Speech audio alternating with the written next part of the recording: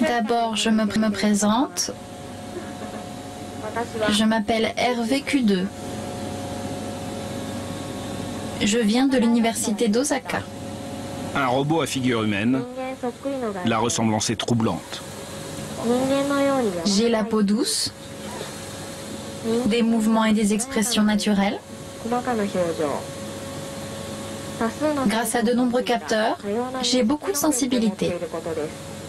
Animée par un programme informatique, la belle androïde se verrait bien un jour remplacer l'homme. Demain, je veux travailler pour les personnes âgées, garder les enfants dans les crèches, enseigner, présenter les infos télé, servir d'hôtesse d'accueil. Dans toutes ces situations qui font appel à la présence humaine, il vaut mieux être comme moi que comme un robot métallique. Pour les étudiants sur le laboratoire, la robotique atteint désormais une nouvelle dimension. En faisant la recherche sur ce robot, on étudie ce qu'est l'humain. J'ai toujours été intéressé par la découverte de l'homme, la façon dont il perçoit physiquement et psychologiquement son environnement, ce qu'il ressent. On recherche ça à travers le robot Android. C'est une approche très intéressante. Je crois vraiment que les robots qui ressemblent aux humains sont plus rassurants que les robots métalliques classiques. Mais qu'est-ce que vous faites?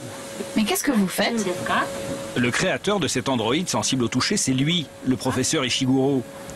Il tâtonne depuis des années pour savoir quelle apparence et quel comportement doit avoir le robot du futur. On ne sait pas encore si l'apparence humaine est une absolue nécessité chez les robots.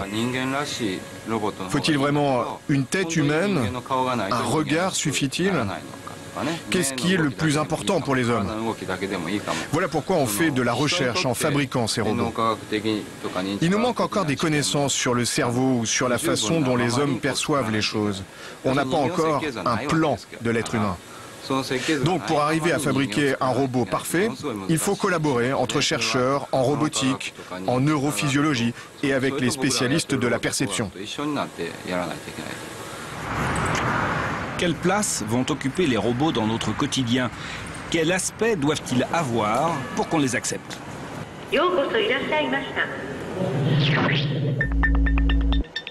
Pour le savoir, le professeur Ishiguro n'a pas hésité à mener une expérience à la limite de la schizophrénie.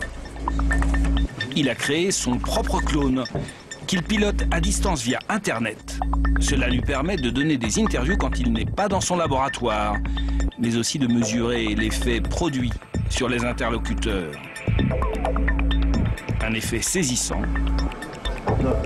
On l'a testé pour vous. Bonjour, docteur Ishiguro. Comment allez-vous aujourd'hui? Pas mal, et vous? Pas mal. Vous allez voir, vous allez vous habituer à ce système de communication. Vous allez vous y faire. Le professeur Ishiguro appelle ce robot sa réplique. À travers lui, il a inventé le don d'ubiquité.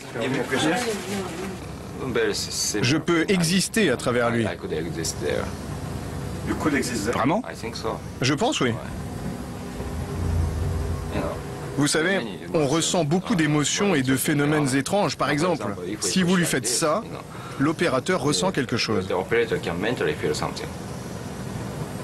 Et le robot lui-même pourra-t-il un jour ressentir des émotions? Si on développe le programme, je crois que oui. Les androïdes du professeur Ishiguro sont promis à un bel avenir. À l'université de dentisterie de Tokyo, un robot à visage humain est déjà en service.